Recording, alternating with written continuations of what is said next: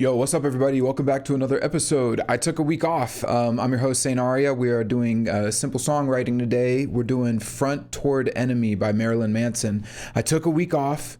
It was nice. It's my first week off in like 4 months, 3 or 4 months, something like that. And I was trying to decide which song to do. And I was just looking at the charts and I was like, Marilyn Manson's a pretty cool dude. And to be fair, just so you guys know, I've never been like a huge fan of his.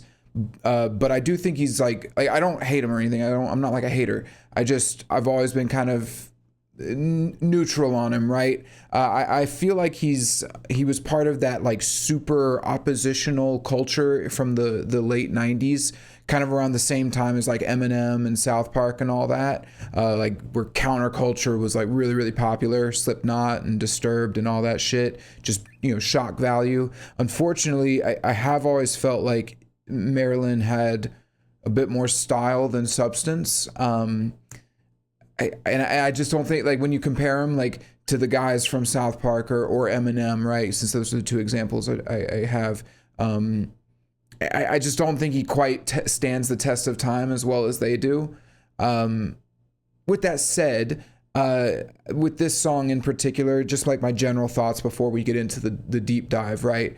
I think that this song is fine, but there's some problems with it, and we'll get into that. But this song it's okay. It's not like the worst song I've ever heard. And again, I kind of want to just explain my thoughts on Marilyn overall before we dive in case you're a fan. It's like, I don't think that he's the worst ever, but I'm not particularly a fan. But I know that he's been coming out with albums, and I know that, I should also address this. I know that he went through like allegations and things.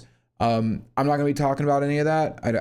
I don't even really know much about it, to be fair. And that's not really the goal of my show. My show is just to look at the song the way it is and just analyze the art as it is, right? So I'm not gonna have any. I think that this song in general, you could say like the song title is a reference to the front of a claymore mine, where like you point that side of the mine towards the enemy, so you can blow them up. So it's obviously like an aggressive song, and he's likely using it maybe as a way to fight back against allegations, or maybe you could say that this song is meant to push back against the people making allegations or whatever. That to me would be like the meta interpretation. And again, I'm not going to really dive into that. So yeah, that's the general overview. I'm trying to think if there was anything else. Like I said, I've been gone for a week, so nothing new. Well, actually I say that, but last night some new Avenged Sevenfold songs came out and I was like this close. I was this close to covering one of those instead of this one. But I already had this episode prepped, and prepping these episodes takes a while. So I figured I'd just, fuck it. Let's roll with it. And plus, I don't even think the lyrics for the new Avenged Sevenfold songs are out anyway. So it'll probably be next week. Like a 99% chance I'll do one of those songs next week. But for right now, we are doing this one. So let's just hop in and we'll start with the start.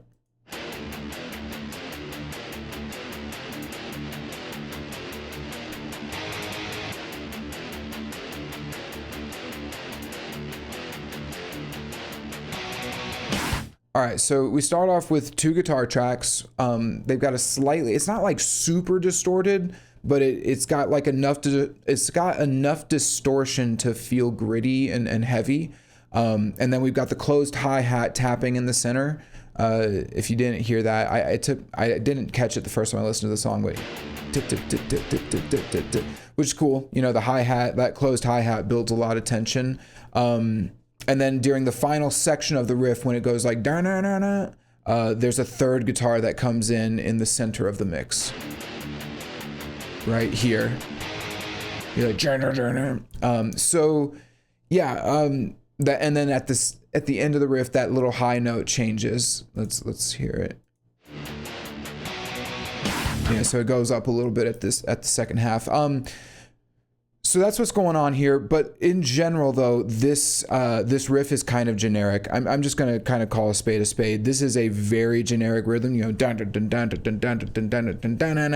like it almost makes me think of Saint Anger, right? Or Frantic.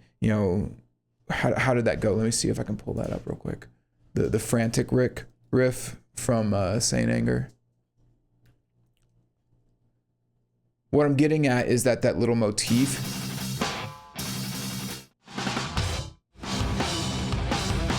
Yeah, okay, no, it was Saint Anger. Why is it playing the wrong song? Oh, sorry, it's because I was selecting the album Saint Anger. There's that little 4-note. Da-na-na-na, da-na-na. Although they only do 3 notes, never mind. All right, never mind. I'm full of shit. Anyway, point being, I mean, this rhythm in general is a very standard rhythm. It's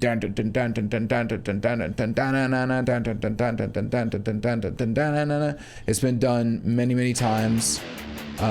It's just pretty stock. And then unfortunately, the drums aren't really doing anything super crazy either. So this just really isn't a great start, in my opinion. I mean, obviously, we're setting up an aggressive song, but you know, at this stage, like with how long Marilyn Manson's been doing this, he should know, like, okay, this is a pretty generic riff. This is a very generic rhythm and a generic riff. But with all that said, it's just the intro, so let's see where it goes.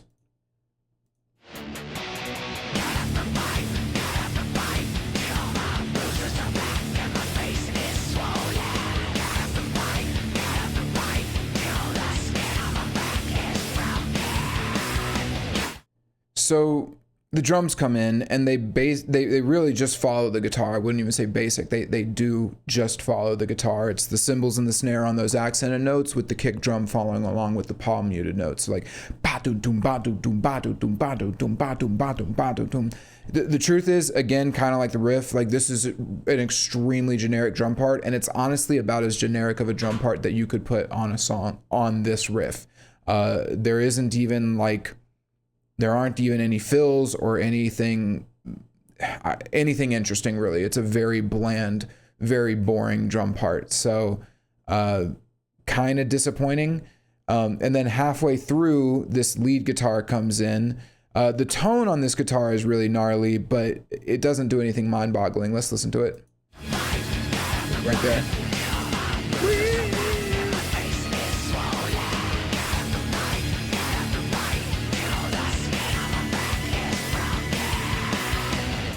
So yeah, I mean, the guitar sounds cool, but it's just kind of hitting those long notes. It's just kind of adding a little bit of ambience, but like distorted, gross ambience, right? Which is fine. It's fine, but again, it's just kind of normal. It's like a very normal thing to do. So, but most notably, we get the vocals. So he's got this kind of cool tone, almost like a little whisper scream type of deal. You know, get up and fight. Get up and fight. Tone's cool, but the melody isn't particularly great. You know, da da da da da da da da. It's like, again, from a musical standpoint, this is all kind of underwhelming so far. But lyrically, he says, so let's go into the lyrics real quick, which actually I need to do this. I have a lyric analysis page. There we go. Look at that. So nice. It looks so good. All right. So he says, get up and fight. So get up and fight, get up and fight. Pretty cool starting line for a song, honestly. Like it gets us started aggressively. It's like a call to action. The repetition kind of makes it seem like, all right, this is going to be some type of a rallying cry. And so even though like the guitar riff and the drums are a bit generic, it's still like, we're setting up an aggressive song, and the riff and drums are aggressive. So it's like, okay, at least we're all on the same page about where we're going with the song so far. And we're only in the beginning, right? I mean, I think at this stage, we're only, 30, well, I say that, we're almost 40 seconds in. So maybe we're dragging a little bit, but regardless, it's too early to really place too much judgment on the song. When he says, so then after he says, get up and fight, he says, till my bruises are black and my face is swollen. This is really cool as well. So this is some cool imagery. Bruises being black almost to me implies that they've been hit multiple times. Like you've continued to fight despite receiving the bruises. And And then the swollen face is a little bit more on the nose, but it's still, it fits the imagery that we're going for. Like we're fighting, like a very visceral, bodily, like fist fight. Like it's a very physical fight that we're in. It's not like some metaphorical, like we are getting bruised and swollen. He then says, get up and fight again, which is a repeat. Not terrible, but hopefully he doesn't overdo it. Maybe we'll see. But then he says, till the skin on my back is broken. And this is also some more cool imagery. So the idea here, I imagine this represents like a whip, like you're getting whipped. So he'll just continue to fight until literally his skin is no longer holding his body together. He is no longer able to move. So yeah, I think that these 4 lines really set the vibe that we have. This is a very visceral fight that we're in, very brutal, essentially a fight to the death. So that's kind of how we start this song off. Like I said before, he repeats it. And so yeah, that's really it for the intro. So then we get this short bridge. I'm gonna back it up a little bit.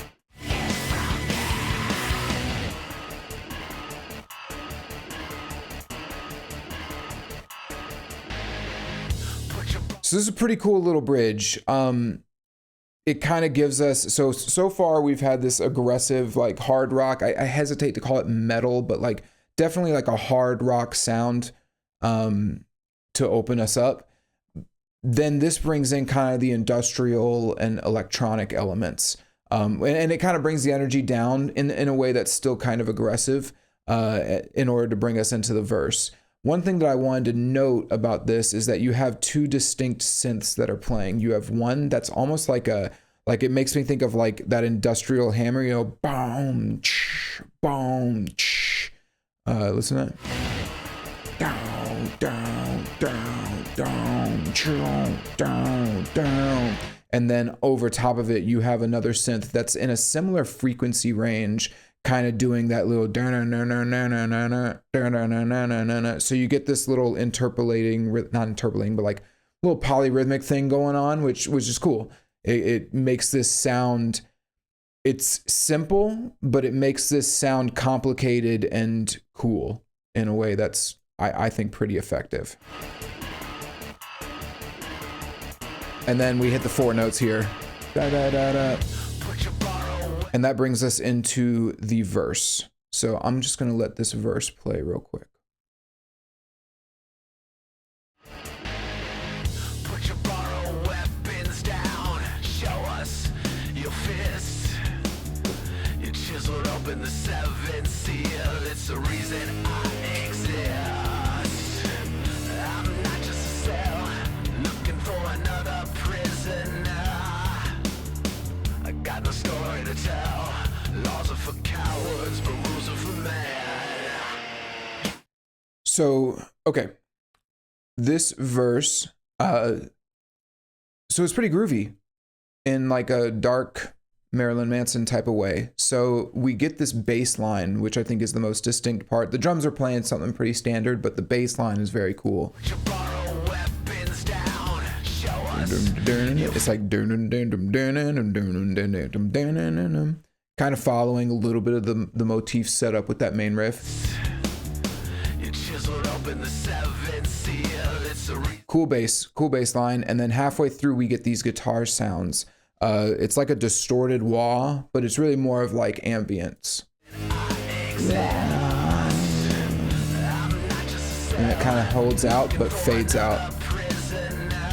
And then if you listen to the left speaker there, you get this like metal sound, like metal ambience. Not metal as in like the genre, but the actual like.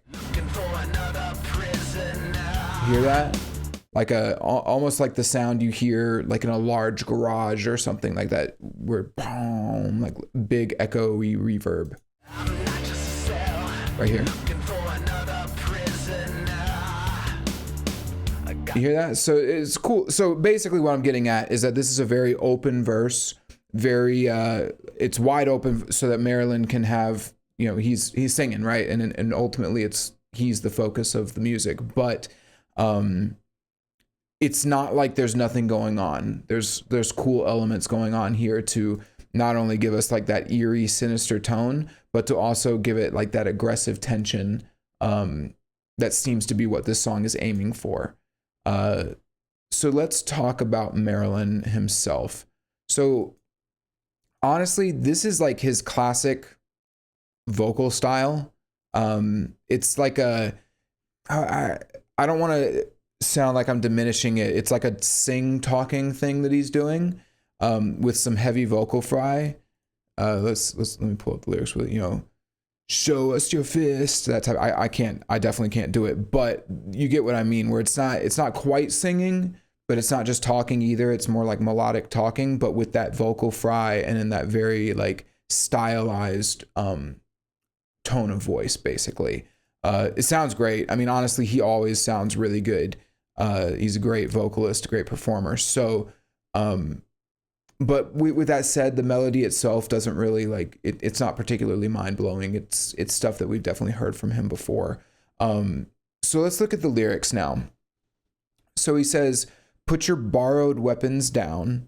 This is kind of an interesting line to start the verse off, and I think the way that I would interpret it is the weapons that the enemies are using against him are weapons that he gave them. Like he gave them those. Like they don't even belong to them. It's a metaphor, obviously, but it's like saying, I am, you're trying to use the ammunition I gave to you against me. Put it down. It's not going to have an effect. That's kind of how I took it. He follows it up by saying, show us your fist, which I think is great. I think that's like a, let's fight man to man type of deal. Like, why are you trying to, like if you're the real deal, let's actually fight. Let's do this. I think he delivers this really well. It's a good start to the verse here. Listen. Put your borrowed weapons down. Show us your fist. Yeah, they're like, show us your fist. It's pretty cool. He then says, you chiseled open the seventh seal. It's the reason I exist. So if you don't know the seventh seal, that's a reference to Revelations from the Bible. Essentially, once the seventh seal of like the seventh scroll gets broken, that indicates the end of the world. It's like the coming of the rapture, divine judgment, all of that.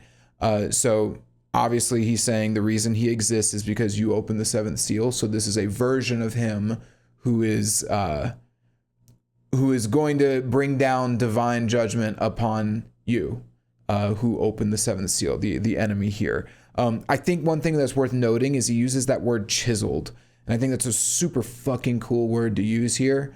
It's almost like saying that they slowly chipped away at him and now they've unleashed something that they didn't know. They didn't expect this to get unleashed. They're going to face consequences that maybe they weren't aware of as a result of their like kind of slow chipping away at him. It's a really good way to portray this. Well, it portrays a more complicated conflict in a way that's both artful and economic, right? Like you can use a few words to describe something serious and complicated. So it's really cool. I think so far these lyrics are really awesome. This idea that like you chipped away at me, you took pot shots at me. All right, quit doing that. Put your weapons down. Show me your fist. Let's fight. Like you want to fight? Let's actually fight now.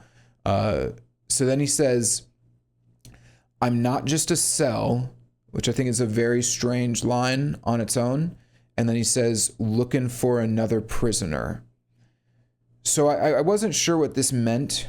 And I'm still not totally sold. I'm not, my best interpretation that I have is him basically saying that he isn't empty.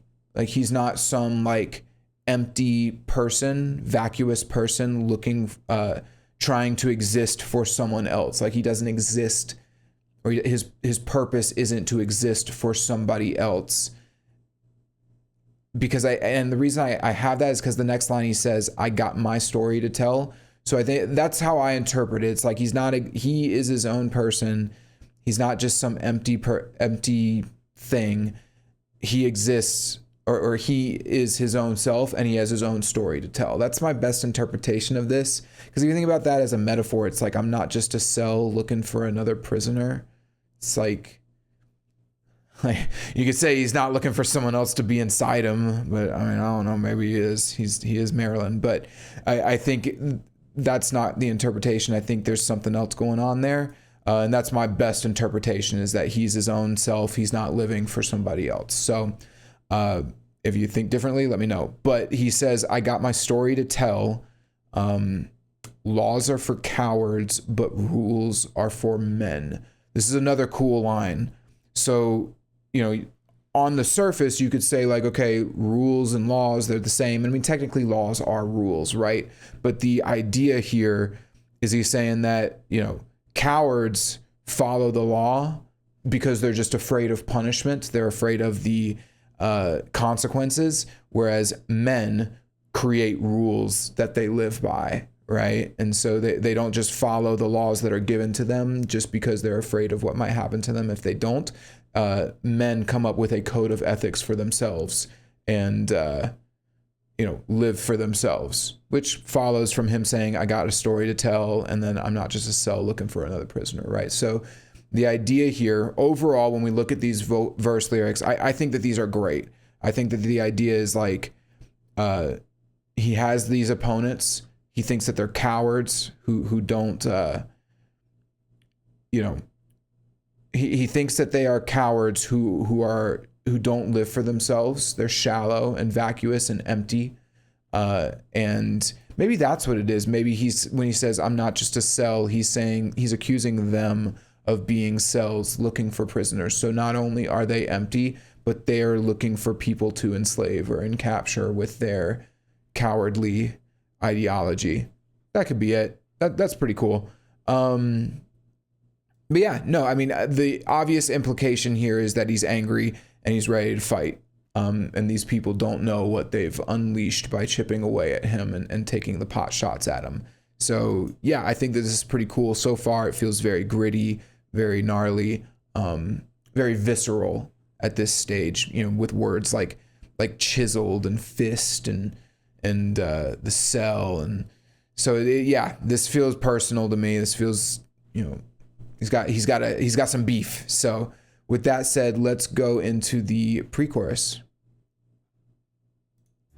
It chiseled open the seventh of man.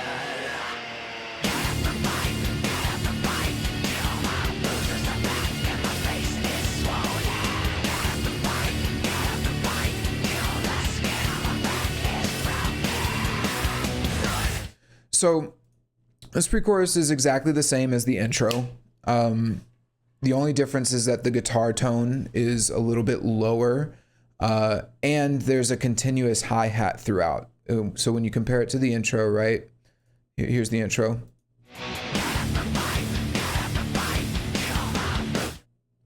And then here's the pre-chorus, and listen for the hi-hat, the ch-ch-ch-ch-ch.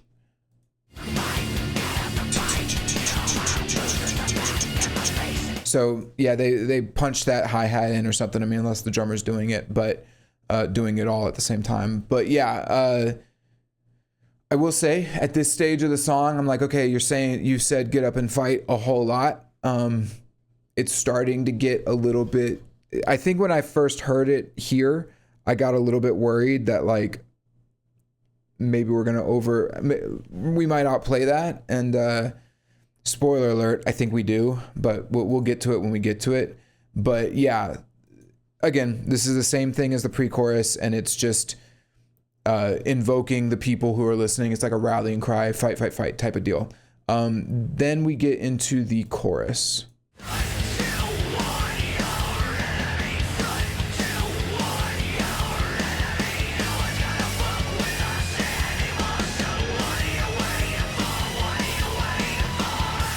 So what's interesting here is that the drums, for the most part, stay the same as they do in the pre-chorus.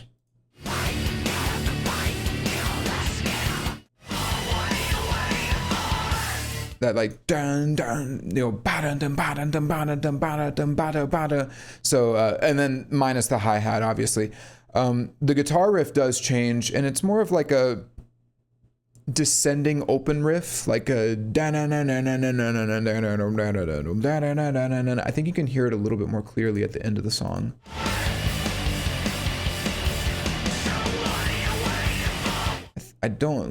I should check this. Yeah, it's the same riff.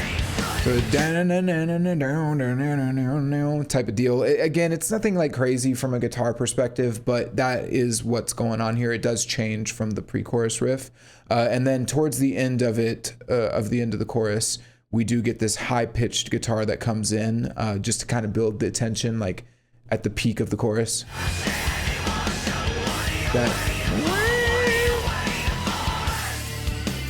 Now, from the vocal end, he's got a much more aggressive sound. It's like he's like actually yelling. It's not quite a scream.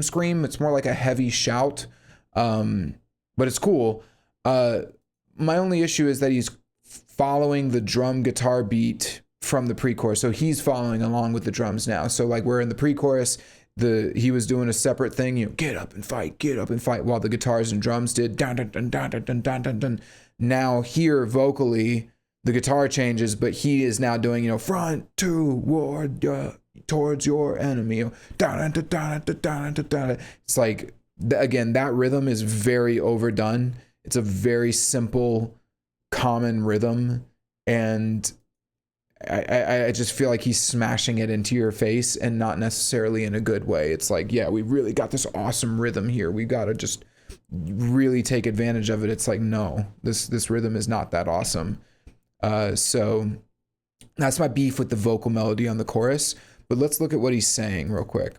So he says, So he says, front toward your enemy, which again, title of the song, reference to the Claymore. And it's a cool line, honestly. Like you can, Claymore reference aside, it's like a very aggressive, like, don't back away. Don't face away, don't hide, face your enemy, face them head on. And that is kind of in the spirit of what we've established in the verse of like, put the weapons down, show me your fists. Don't be a coward. Like let's fight man to man for real. So I think it's pretty cool.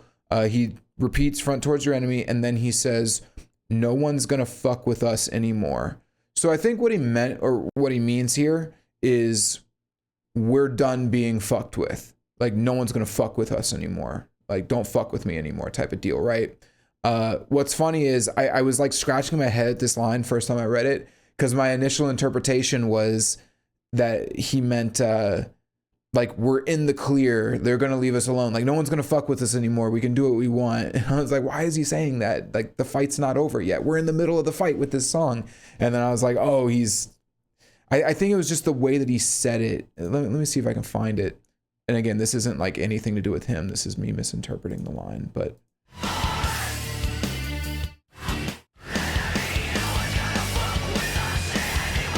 Yeah, no one's gonna fuck with us anymore. Like, it sounds a little bit smoother.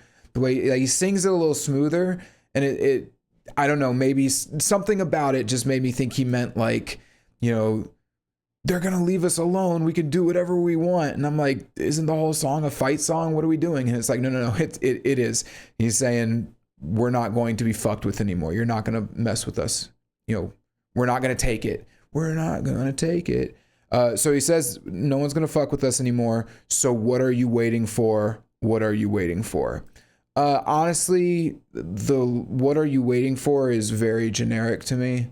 I think that like, I know like Disturbed has a song called What Are You Waiting For? I'm sure I could think of some other ones off the top of my head, but it's just kind of like, it just feels like a placeholder line. Like, it doesn't really do much thematically. It's just kind of like, it's one of those lines that's ambiguous enough that the listener can just interpret it however they want. And you don't really have to put in the work towards like coming up with something a bit more clever. It's kind of like, I was talking about this on one of the Evanescence songs.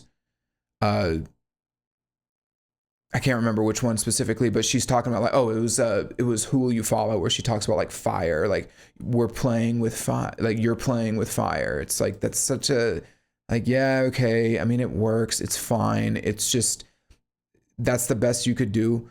So yeah, I mean, so anyway, overall with this chorus, I think it's fine. It just feels a little bit like this chorus overall is just a tad bit dissatisfying. I don't think that it differentiates itself enough from the pre-chorus. And the music and lyrics isn't exactly mind-boggling. Like the drum beat stays the same. The guitar riff is kind of forgettable. The lyrics here, front towards your enemy, that's a cool line. And then even like no one's gonna fuck with us anymore. Like it's fine, but it's not like, oh my God, guys, check out these Marilyn Manson lyrics. It's just like, yeah, okay, sure. And then especially given at this stage how repetitive the pre-chorus is, at this stage we've heard "Get Up and Fight" 12 times. This chorus just doesn't really stick out. So yeah, a little bit of a disappointing chorus in my opinion. But hey, we had a really great verse. Pre-chorus, I honestly don't really like the pre-chorus too much. The chorus is kind of in the middle of that. So far, song is fine. Like it's just fine. So let's go to the next section. We've got this little guitar bridge.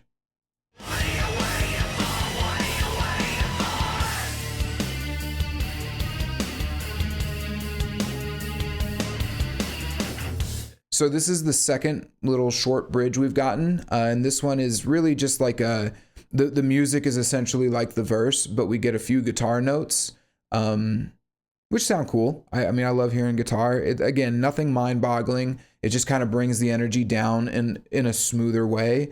And then it ends with a very aggressive sounding like double chug that like, chun chun. Here, listen for that.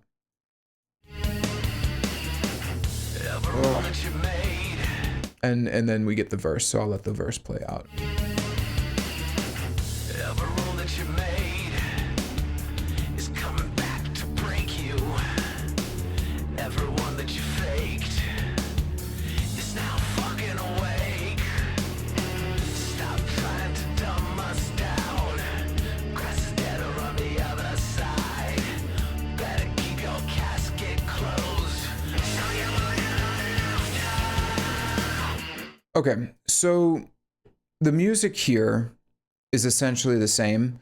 The only change is that there's just a bit more ambience and ambient sounds throughout. I'm not going to go through and point out every single ambient sound that's here, but go and listen and pick out the different sections. I think they do that double chug thing again about halfway through.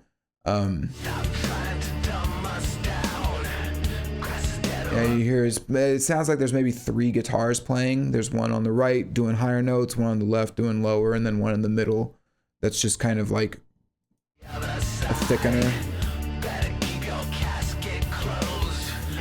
Yeah, so I mean overall pretty cool, and then the vocal melody stays the same. So I think the main thing here, and it ends with this heavy scream and a little heavy guitar chord. A couple heavy guitar chords.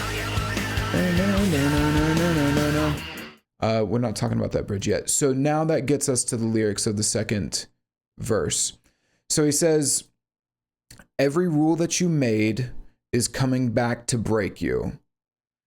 So I don't know if I really like this line, because the end of the prior line of the prior verse was laws are for cowards, but rules are for men. So he literally just said that like rules are for men, right? Like we it's like a sign of you not being a coward. And then he literally comes around and says, every rule that you made is coming back to break you. So it's like, well, which is it? Are rules good or bad? Is it, because if he meant law, he could have just said law. You can't say, oh, well, he wanted to use a different word, because he's using the same word that he used in the first verse. So he should have said, every law that you made is coming back to break you. I know it's nitpicky, but he's the one that made the distinction between laws and rules. Now, with that said, the purpose here is to describe that like the enemy actually has some type of power. So I think that like he alluded to this at the end of the first verse, this idea that like, okay, you just follow the law. But the way that I took it was that it was more of our enemy, they're cowards who just are afraid of consequences, so they just do what they're told. But now the implication here is that the enemy actually has a degree of power to create the laws and rules themselves. And that is what's now coming back to haunt them, so to speak, or coming back to break them, as he put it. This is kind of continued in the next line. Everyone that you faked is now fucking awake. Again, similar thing. I will say the idea of like everyone that you faked is now awake. Look, I'm not trying to get in the gender war or anything, but like the whole idea of being awake or woke or whatever the fuck, or red pilled or whatever you want to call it, I'm awakened from the Matrix, it's kind of a little cringe at this point. Like that whole metaphor, it doesn't really work. It doesn't have the potency that it maybe used to have because of where our culture's gotten to. Regardless of the culture though, I mean, I think it's just a little on the nose as a line on its own anyway. He then says, stop trying to dumb us down. So I'm going to be honest. I really don't like this line. I think this line is I think the song up to this point has felt very gritty, almost very personal. Like we're going to fight. We're going to, fight like men. This just feels kind of like anti-establishment gunk to me, if that makes sense. This is like, the man's trying to keep us down. You guys are feeding us the bullshit. And it just, honestly, it kind of feels like a boomer thing the way he says it too. And maybe I don't know, maybe I'm full of shit here, but like, it just doesn't really seem to, it doesn't come off that strong.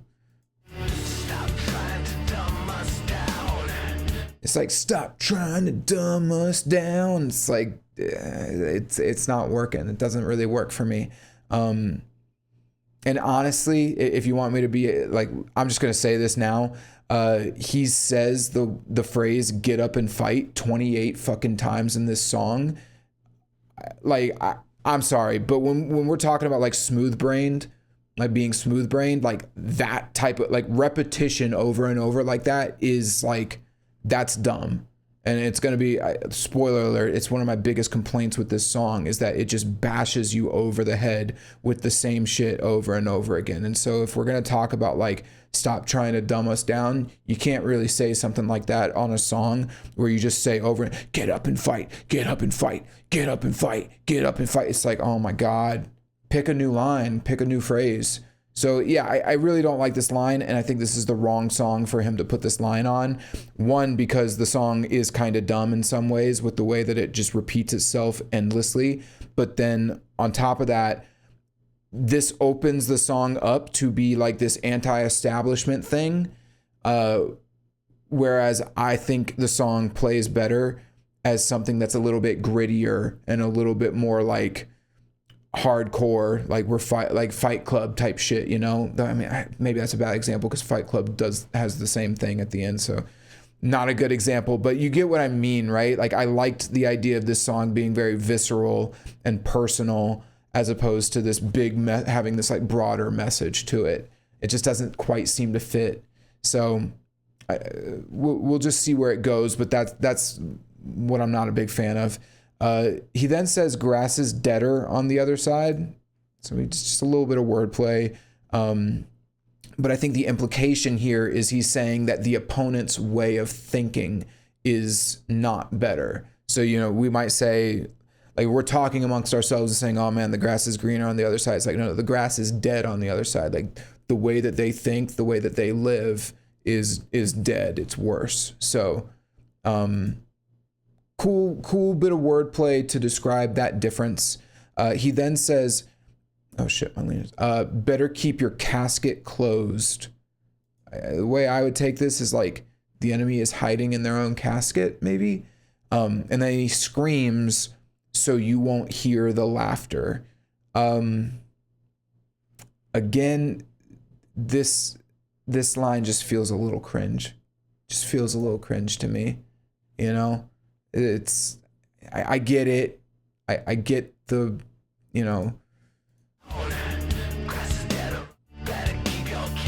it's like, yes, it just comes off. Yeah. So you won't hear the laughter. It just comes off a little cringe.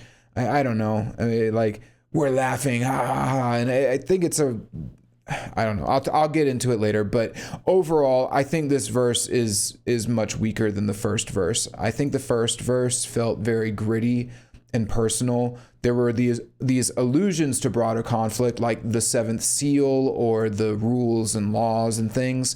But to me, those came off more as a way of portraying the seriousness of this personal conflict. And like he's degrading his enemy by calling them a coward. He's saying that they're ignorant of what they've unleashed upon themselves by chiseling away at him. So it felt like he was making a small, visceral, personal conflict more grand with his imagery. And now it seems like he's actually opening the door to this being kind of a broader thing or a broader point that he's making. And I'm not really sure I'm in on it or I'm following with it. I don't think it's working for me. I also think that the general phrasing of this verse is much weaker. Again, awake, like the whole idea of being woke. Hear the laughter. We're laughing while you cower. And then like, stop trying to dumb us down. It feels far less imposing. It doesn't have the imagery that the first verse had. And truthfully, it just kind of comes off as a little cringe. I think that, it comes off as a little bit more immature and cringe. And I think I should note at this stage, Marilyn is 57. I think sometimes we forget because he's so good at like catering his appearance, but the guy is 57 years old. Now, being older doesn't make you like, it's not necessarily it's not an automatic knock on you, right? Like you can be a badass old dude for sure. But at some point, like a 57-year-old dude being like, stop trying to dumb us down. It's a little cringe. Like you're the age of the man. Like you're the man now. Like what's the message that you're giving to the young kids? Like you're not the young kid. And quite frankly, I think a song like this is the type of music that will dumb the young generation down. That's the irony of this whole verse here. So yeah, I mean, and then on top of that, with this rebellion narrative, truth is like the zeitgeist of rebellion within our culture has changed dramatically from what it was in the 90s. Back in the 90s, the whole thing was like, we need to be rebellious and push back against censorship. And now the rebelliousness is like almost seems to be pro censorship, right? Like shutting people down. I mean, I don't know, whatever. I'm not going to get into culture war shit, but the whole point is like, he's a little bit too old, I think, to make lyrics like this and to claim that like, yeah, I'm part of the rebellion. Stop trying to dumb us down. You old timers. It's like, dude, you're a grandpa, like you're 57. And with that said, again, like being old isn't necessarily an issue because it's just how do you handle that? Like Eminem's done a great job with it. Like Eminem is fantastic at handling his age because he still kicks ass. And I would even say that the first verse of this song kicks ass as well. It's very mature, very serious. Like that line, laws are for cowards, but rules are for men. Like that's badass. It's like something fucking Clint Eastwood would say, So it's like Marilyn Manson is still a badass, but this verse just doesn't quite do it for me. It doesn't come off the way that I think that he wants it to come off, so yeah, that's where I'm at with it. Not super great, but let's keep going.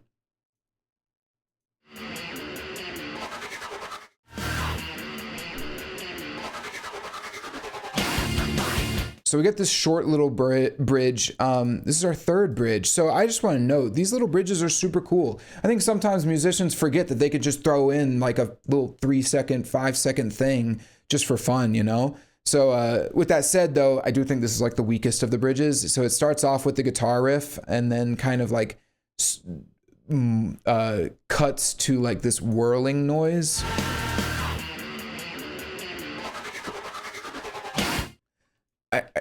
I don't know. It's a cool sound, but it's not like, I don't even really know what to say about it. It sounds fine. It's just an interesting little sound, but it just, I don't know. It just didn't really do anything for me. But that brings us into the pre-chorus, which actually I'm just gonna skip it. It's the exact same as the first pre-chorus, but the second, or sorry, as the prior pre-chorus. It's weird because like on my notes, we're technically on pre-chorus 3, but we're on chorus 2. So yeah, you can see here pre-chorus 3, chorus 2, because we had a pre-chorus in the intro. So it's like a weird little section thing that he did. But anyway, the pre-chorus 3 is the exact same as pre-chorus 2, which we already heard. Chorus 2 is the same as the first chorus, except the lead guitar plays all throughout the entire chorus. So here, listen for the lead guitar, those high notes. Hear that squealing?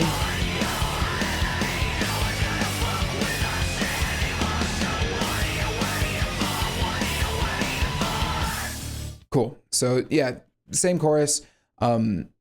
That brings us into the interlude. So I'm just going to let this interlude play out. I need to drink some water, but these sections, we go through these sections very quickly because they're repetitions and stuff. So anyway, I'm going to play this interlude out. Let's take a listen.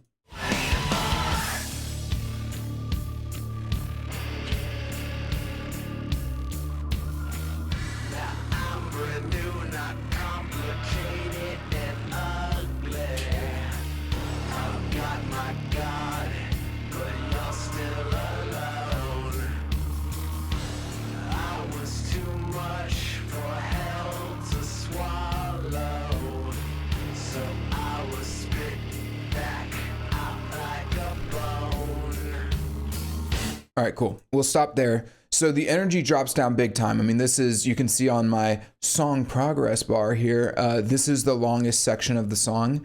And it's really a cool section. Like you can kind of get into this vibe. I hate the word vibe now, by the way, everyone fucking uses it, but like the word does have a meaning and I think it works well here. Like there is a very eerie, ominous vibe that we are setting here that you can kind of actually like settle into for a bit. This section, it's about 30 seconds long. So the elements that are creating this vibe are the specifically the kick drum and the bass. So we've got this, the kick is very slow, but consistent and continuous.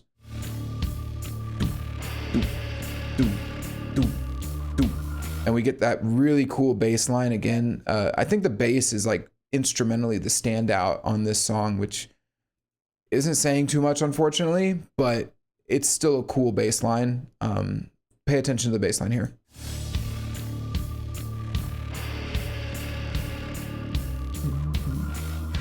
That dum dum dum dum. That's pretty cool. Cool notes. Yeah, so we also have like some distorted synth playing in the left and right speakers, and it's almost like it's not even a part, like they're not even hitting notes. It's more of just like, it sounds like cracking speakers or something. Hear that very cool sound. It makes me think of like some of the live venues I've played at, or live shows that I've been to in like downtown Austin, where, you know, the energy comes down, but there's still like the energy comes down, but the speakers are kind of rough and old, and so they just they're warbling or cracking a little bit. It's just a cool sound. And then right before the vocals come in, we get like a guitar playing a really nasty sounding note.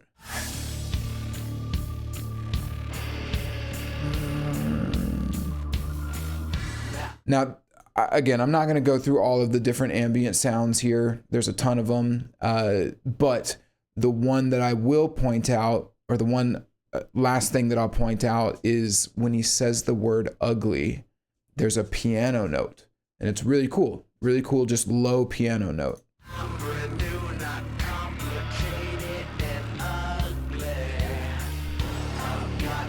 Hear that? Really cool piano note. Boom.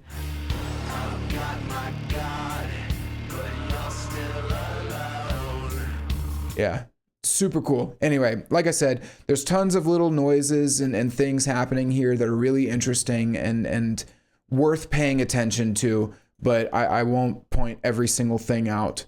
But let's go and let's look at what he actually says, because this is the lyrical climax of the song. So he says, "Now I'm brand new, not complicated and ugly." I think this is a little bit of an odd line, if I'm being honest. And I'm not quite sure. So if we go back to the second verse, right? Here, I can actually just take you back. Like, there wasn't really a mention of like new versus old. It's more of like, you are a liar, you are a coward, and I'm going to fight you. Now I know that Manson has a whole lot of like, I don't know if I'd say anti-religious, but there's a lot of like meta messaging, like real world messaging in his songs. I just don't think that this was really set up within this song. He says, "I've got my God, but you're still alone." That's the next line. And I think that these two lines kind of go together.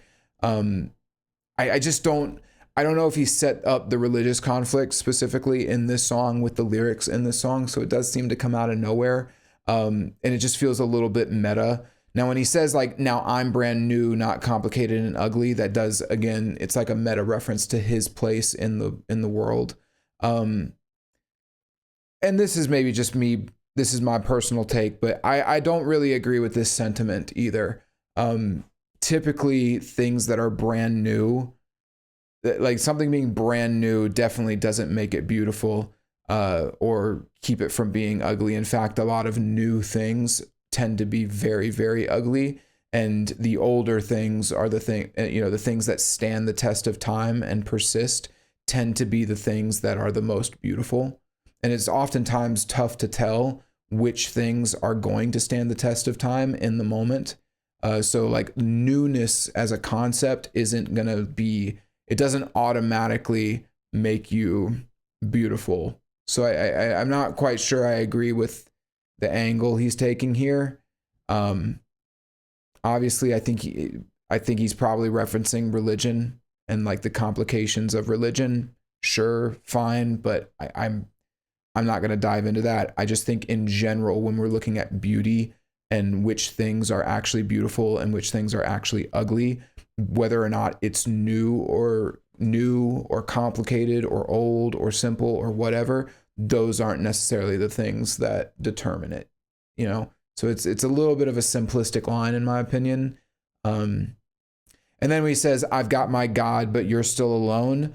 I don't know what Marilyn's religion is or what his particular God in this case is. I mean, maybe I don't know.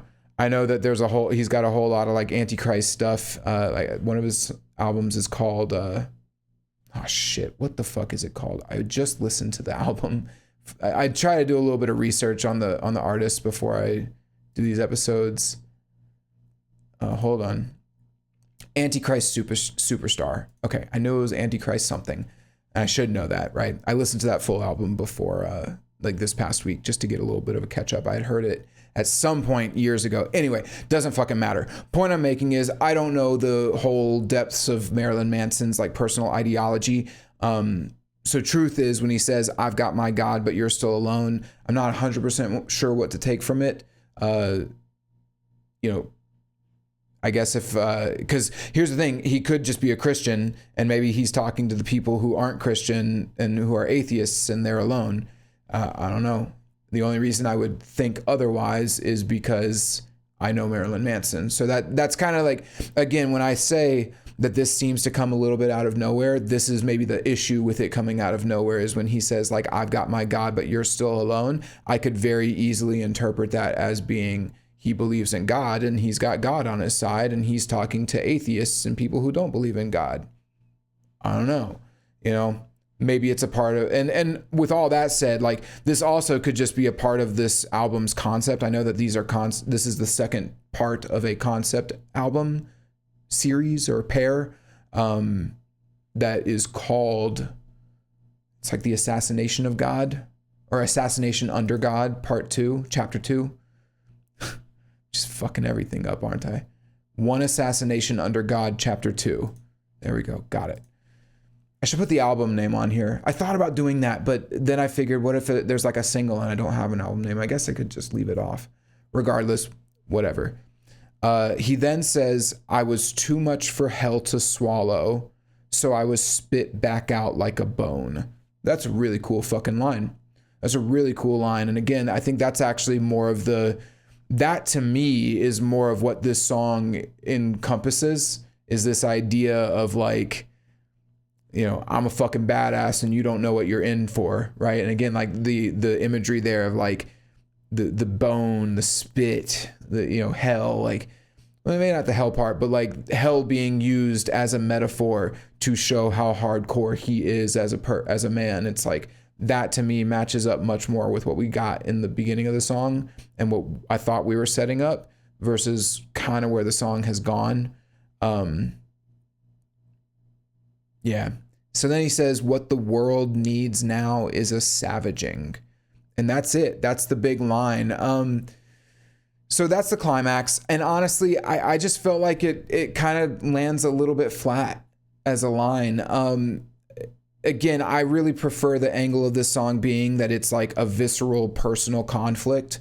And he's using these broader metaphors to describe that visceral personal conflict. But it just seems like he decided that he wanted to take it a little bit broader and make it, I guess, anti-religion or anti-establishment, whatever you want to say. And in doing so, he's kind of lost that a little bit. And so with the climax, he needs to reconcile, like, well, okay, what's the point of this song? I would have preferred him saying something like, what you need now is a savaging, like talking to his enemy, like something like that.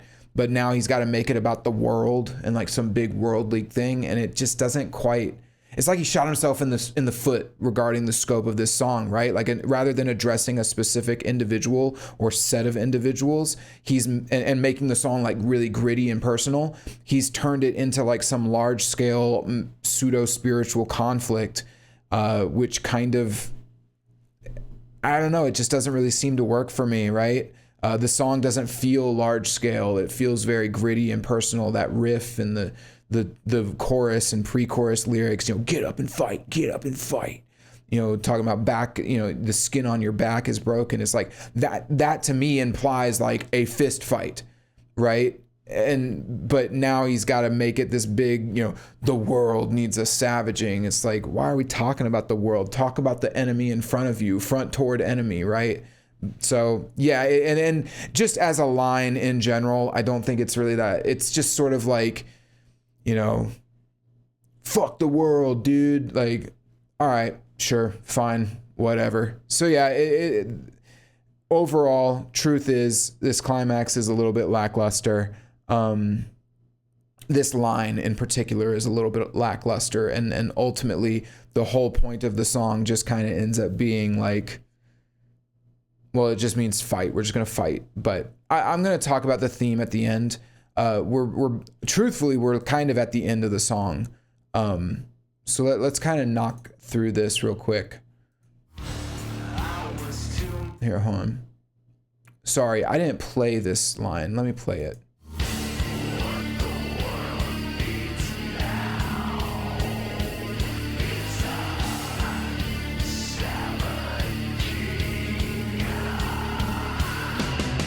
Yeah, so he switches to that lower, deeper tone with more intense vocal fry, and then his vocals are he has a ton of takes here, like, I don't know, I can't even begin to count, they're all meshed together, but they're all panned to give it a very ethereal, dark sound that kind of surrounds you, and then all the instruments start to build up, and then we go back to this. Starts with a single guitar on the left, and then both guitars are playing now.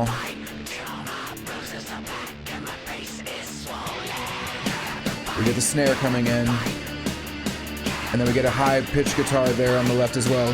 Na na na na na na na na na na. All right, so I'm just gonna call a spade. Like at this stage, he said "get up and fight" 28 times, and this is just lazy. Like this is just ridiculous. There is no reason. There might be. I can't never say never, right? You know, don't talk in absolutes. But this song does not justify saying "get up and fight" 28 times. It's unbelievable.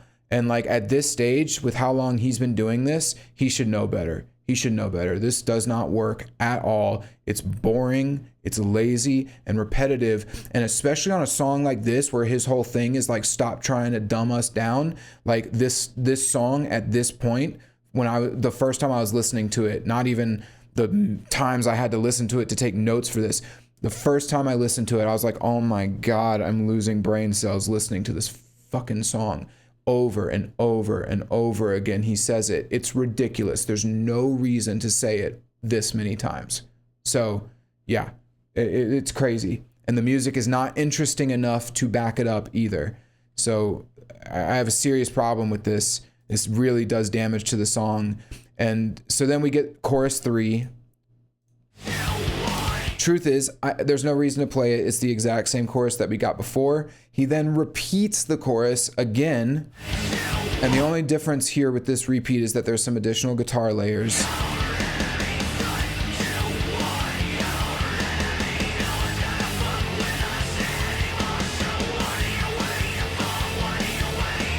And then we get the outro here, and the only difference on the outro is that the drum beat changes and he just repeats "what are you waiting for" until the end. But the guitar riff is the same.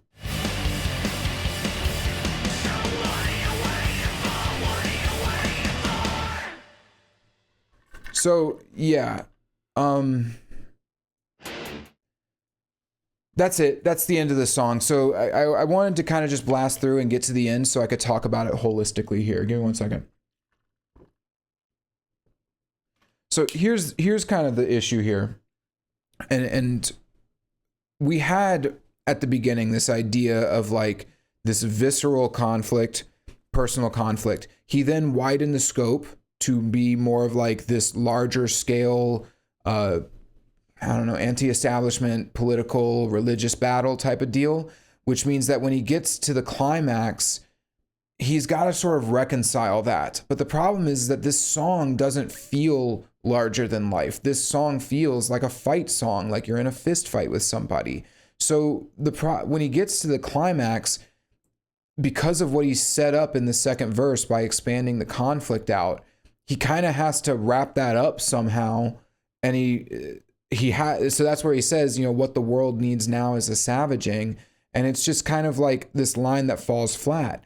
I feel like there was so much runway here for him to do something interesting, but because the song kind of didn't, like the whole theme just fell flat. It just ends up being about fighting, right? We're just going to fight, but we don't really learn definitively who we're fighting, why we're fighting, how we're going to fight them, the nature of the fight. Like, is it a fist fight? Are we actually fist fighting, or are we engaged in some like political, spiritual battle with the people who think differently than us? Do you see what but because we don't really address any of that within the lyrics, there's nowhere for the music to really go. So then we spend the last minute of this song, truly the last minute of this song, repeating things that we've heard before, and like repeating the same stuff over and over, but stuff that we've actually already heard later on in the song.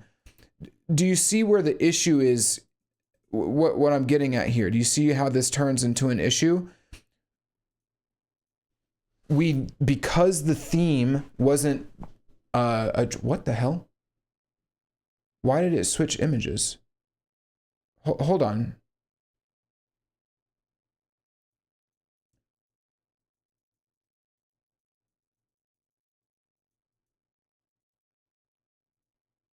I have no clue. Why did it switch the image on the song? It switched it to one of my old episodes, the Devil May Cry episode. What the hell?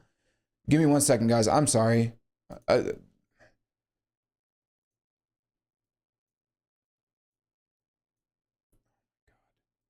hate the Spotify player. Okay, there we go. I got it fixed. Sorry, that was weird. Okay, what I was getting at. The point I was making was the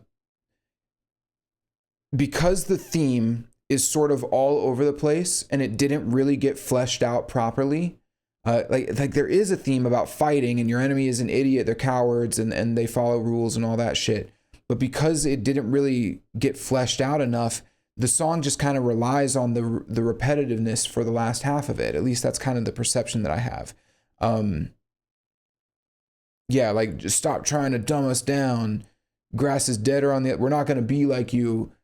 Like I don't know what kind of conflict this is now, and I don't know the nature of the conflict.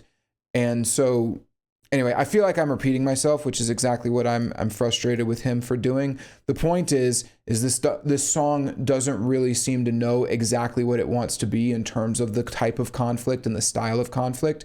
It seems like part of it wants to be a direct like conflict or confrontation with a group of individuals fist fighting, but then there's a second part of it that wants to be some like broader, larger thing, and it just doesn't. It ends up just being a shallow song about just fighting, but every song to some extent, or almost every song, has conflict, right? Like there's got to be some thematic conflict in it. At least the most interesting songs have some type of conflict. And so making your song about just generic fighting isn't particularly interesting. And so I think thematically this song just falls flat. It loses a lot of and then it falls flat in the bridge, and then it really just like slams into a wall in terms of its momentum with all of the repetition for the last minute of the song. So yeah, a little bit underwhelming. You know, I think it started off, it didn't really start off great either. The guitar riff wasn't super great and the drums weren't super great, but like there was potential here. Like we had a little bit of potential, and then it just kind of, it just fizzled out. It felt like this song fizzled out. So not great. I'm just trying to get me to the end of the song on the song tracker. Yeah, so let me go through my final little analysis and then we'll close out the episode. So Purpose, I think he wanted this song to be like a really, like a rallying cry, heavy thing for, you know, like a heavy anthemic type of deal, fight song for, to go against his detractors, right? Go against the people who, you know, like I said, there could be a meta thing about it being about the people who went up against him, regarding the allegations, or it could just be about generic anti-establishment, anti-religion sentiment, whatever you want to say. But this is definitely heavier than a lot of the Marilyn Manson songs I've heard. So it seems to be a little bit more like he intended for this to be like a fight song, clearly. The genre style, this is kind of that typical Marilyn Manson style. It's like goth rock, but with a little bit of metal here in this one. Industrial, alternative, little mix of all of those things, right? Structurally, it's a pretty standard song structure, but it starts off with a pre-chorus, which isn't great because then it just really drives that pre-chorus into the fucking ground. I actually think that the repetition of the pre-chorus does serious harm to the flow of this song and to the energy of this song. It just feels so stale by the end that it has like the opposite effect. It wants me to turn this. It feels like my brain is smoothing over and I just want to turn the song off. With that said, there are, from a structural perspective, there are these little bridges that I think are pretty interesting. Oh, here, hold on. Here, we can do this. You can see me now. There are these small bridges that are interlaced throughout the song that I think are pretty interesting. And I think it's a nice touch. You know, you don't see that a whole lot. And especially for him to have like 3 of them, I think that's pretty cool. Compositionally, the truth is the compositional elements, like the melodies and the rhythms and stuff, are not great. All of the instruments are pretty unremarkable. Drums, guitars, the bass is okay, but it's all just pretty stock in my opinion. The vocal melodies, even though he delivers them, he's got an iconic voice, he still sounds great for how old he is. His melodies just really aren't that interesting. They aren't anything that we've never heard before, right? so yeah, there's just nothing that stands out in particular to me from a compositional standpoint. I guess the most I could say is the ambience, the way that he constructs the ambience for the verses and the interlude of this song, I think is, pretty cool. But again, ambience is ambience. It's not really like a melody or a rhythm, right? Generally speaking. So yeah, mix wise, the mix is fine. I think the best part about the mix is his vocals, and the way that he is able to change the mix and layering and tone of his voice throughout the song to keep it interesting. Again, he's a great performer. Like he sounds great. However, and this is the next section I'm going to go through, and I'm going to get a page for this, by the way, just so you guys know. I've done this on every episode, my little song analysis thing at the end of the song. I'm going to make a separate view on the stream so you guys can follow along with this with me. So then the next section that I have is the lyrical content. So this is definitely a fight song, but I think it goes from being a gritty one-on-one fight, with language like real man and show me your fists and that type of thing, to then trying to open up to a broader conflict about like, don't dumb us down. We're not going to follow your laws or your rules. You've got your God. And I think that unfortunately that change in the lyrics doesn't quite fit the music, and ultimately leaves the climax feeling a little bit shallow because it's trying to do maybe too much. Which brings me to the theme, right? Which the climax is this: what the world needs is a savaging. I think that this line, and by extension the theme, kind of comes off a bit heavy-handed. There's no real explanation of who, why, or how this fight or conflict is taking place, or why the world as a whole needs a savaging. We're just going to fight to fight. And ironically, if we listen to the song, we're just fighting because he tells us to fight, which is almost antithetical to what the song is telling you to do. So yeah, it just feels kind of surface level and contradictory, which is a bummer. So yeah, overall, final artistic merit. For all of the talk on this song about not following the law, not following the enemy's rules, and not being dumbed down, this song, quite frankly, feels a little dumb to me. The repetitions are obscene. Like, they're actually just unbelievable that he repeats so much in this song. The thematic idea of like savaging the world feels a little underdeveloped. And at best, it's underdeveloped. At worst, it's like contradictory because he's just telling you to fight because he told you to fight, which he's saying, don't just listen to people, form your own code of rules and ethics, but also just fight because I'm telling you to fight. It's like, okay. Make up your mind. But then on top of that, the instruments, specifically guitars and drums, never really do anything interesting. There's nothing really that sticks out. So yeah, to me, it feels like there was an idea here for this song, but all of the energy and creativity over the course of it just kind of gets drained out of it until it's, until it's just kind of, it's actually draining to listen to this. It de-energizes you. It makes you feel dumber. It smooths your brain over. So again, it's not like the worst song I've ever heard, but it's not great either. And the truth is I think that this is kind of, I alluded to this at the beginning, but this is my issue with Manson in general, is that it feels like all the elements are there, right? He's got all the style, the voice, like the aesthetic is perfect.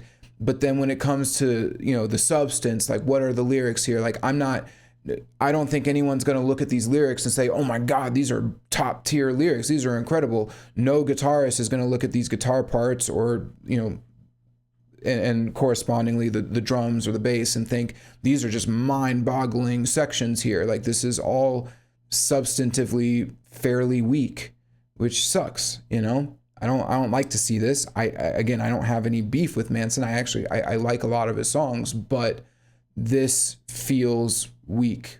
This feels like it should have been developed a little bit more in totality. So that's my final thoughts. with all of that said, I wanted to address this at the end. I didn't want to bring this up because I didn't want it to taint what I was saying before. I was looking through the Reddit, the Marilyn Manson Reddit for this song, and I was trying to figure out like when this song actually came out. And apparently this song was like, or a version of this song was used as a B-side, or like it was a CD exclusive on the first album. I find that to be very bizarre, if you want me to be honest. The idea that you would have a 2-part album, and the first part you would have, or 2 albums, a double album that are released at different times, and the first version of the album you have a CD exclusive track, which you then use as one of your lead singles for the second part of the album. I don't know what I think about that. That's very strange as like a marketing and a, like, I don't know. It feel like it, when I found out about that, which I found out about it kind of after I had listened to the song and made a lot of my notes, it felt like this song, what is this album? Is this album just the scraps? Is this just the B-sides from the first album? Like you see what I mean? It kind of devalues this second album, in my opinion, which you never want to do. And I mean, if you wanted to release some B-sides, just release B-sides, but this seems to be a full second album that's like a pure sequel to the first. I don't know. I just thought that was a little bit of a strange choice. And when I heard about it, I was like, that may explain some of the like weaknesses of this song. Like this does feel like a B-side or like an underdeveloped song. But why would he but he did like a full music video for this and everything. So it just feels strange. I don't know. It's a strange decision. But regardless, there it is. There's the episode. I hope you enjoyed it. It's nice to be back. Like I said, I took a week off. I had to go home for a week for some family stuff, but it's nice to be back. I love doing these episodes. And yeah, we'll be doing Avenged Sevenfold next week, which will be great. I'm super excited. If you're done, I'm done talking about Marilyn Manson. I'm just going to rant for a little bit, but stick around if you want to hear me talk. But anyway, yeah, I think the Avenged Sevenfold tracks that just came out were super cool. They've been very divisive. A whole lot of people hate them. I really like them. I think they're super cool. We always want something new and unique and different until we get it, and then it's like, what the fuck is this? This is fucking stupid. Like, go back to the old shit. It's like, I don't understand. I think it's super unique what they're doing. I don't want them to go back to the old stuff. I want them to keep going. And honestly, if you're an Avenged Sevenfold fan, this is par for the course. They do this every single time they release new stuff. And this is the first time they've ever actually released a full EP. They've done one-off songs and singles and stuff, or B-sides, but they've never done like a focused EP of just like 2 or 3, or in this case, 4 songs. So it's just them testing stuff out. They're testing out a style. They didn't want to do a full album with this style, but they had an idea for like, hey, let's explore this a little bit. And that's the whole point of an EP, right? So I love it. I think it's great. And I'm very excited to talk about it. So yeah, it'll be a fun one. Just gonna keep doing, but yeah, anyway, if you stuck around, I hope you enjoyed the episode, and yeah, stick around next week. We're gonna have some fun stuff to talk about next week with Avenged, and just gonna keep this gravy train going. I think hopefully by the time I was about to end it, but I just remembered I might be hitting 100 subscribers. 100 big ones, boys. That's crazy. That was like a goal for me, was like 100 subscribers by August, and I think I might hit it. Exciting, cool stuff. I'm just blowing the fuck up, dude. We're gonna take over the music sphere. Get Rick Beato and Anthony Fantano out of here. We're gonna show them how you really review a song. You spend an hour and 20 minutes talking about a 3.5-minute song. Ha ha. Let's do it. All right. Anyway, I record these on Fridays, and so I'm always a little tired from work. So we're gonna call the episode now. I hope you enjoyed. See you on the next one, guys. Peace.